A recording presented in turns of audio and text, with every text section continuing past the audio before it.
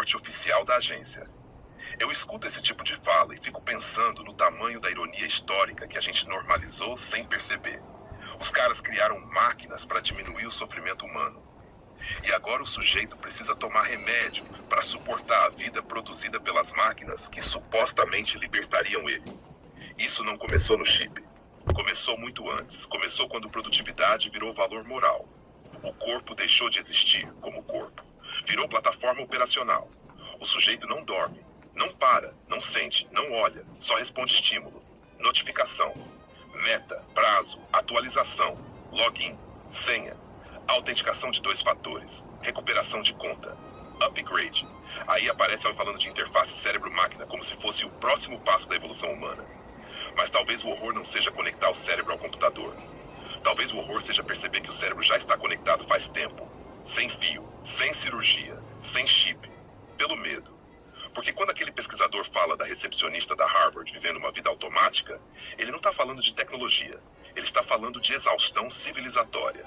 O MIT produz foguete, produz IA, produz algoritmo, produz automação. Mas o cara que limpa o corredor continua voltando para casa destruído. E essa talvez seja a imagem mais obscena do capitalismo contemporâneo. A produtividade cresce. O sujeito desaparece. Os gráficos econômicos só oficializaram aquilo que o corpo já sabia desde os anos 70. O trabalhador aumentou a produção do mundo e perdeu participação na própria vida. A promessa era simples: trabalhe duro e você terá estabilidade. Aí veio a automação. Depois a terceirização. Depois a plataformização. Depois o empreendedorismo compulsório vendido como liberdade. Depois a economia da atenção. Depois o sujeito transformado em microempresa emocional de si mesmo. Agora o indivíduo acorda às 5 horas da manhã para defender no LinkedIn uma vaga que paga menos do que o pai dele ganhava em 1994. E ainda precisa parecer grato. Esse talvez seja o ponto mais perverso. O sofrimento contemporâneo não vem apenas da exploração.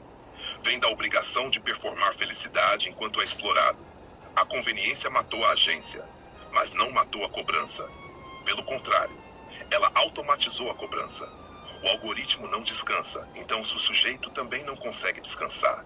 A máquina aprende, o corpo colapsa.